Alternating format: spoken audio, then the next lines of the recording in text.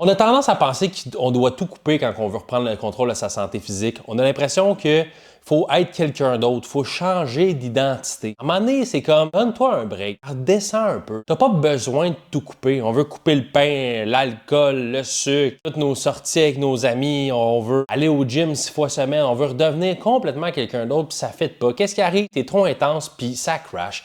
À un moment donné, c'est comme, on se sent coupable, on se sent mal, on fait de l'anxiété par rapport à nos choix alimentaires, quand la réalité, c'est que, on s'en fait beaucoup trop pour des petites choses, puis on voit pas le big picture. Souvent, on surestime ce qu'on doit faire dans une journée, puis on sous-estime ce qu'on peut faire dans un an. Et c'est des petites actions, des petits choix. Puis moi, personnellement, je suis plus un fervent de remplacer, équilibré, structuré, que de tout couper puis de suivre quelque chose de super intense. Je pense qu'on se trompe plus en 2026 pour dire des choses comme ça, avec le train de vie qu'on a, qui est hyper rapide, qui est hyper anxiogène. Pourquoi on rajouterait un stress et de l'anxiété par-dessus des objectifs qui sont supposés être sains, qui sont supposés nous enlever du stress, nous faire sentir bien? Si tu veux t'entraîner de sentir bien, puis si tu veux manger de sentir bien, arrête de couper, puis arrête de dire qu'il faut que tu ailles 2 heures au gym 6 fois par semaine, puis sinon tu ne perdras pas de poids.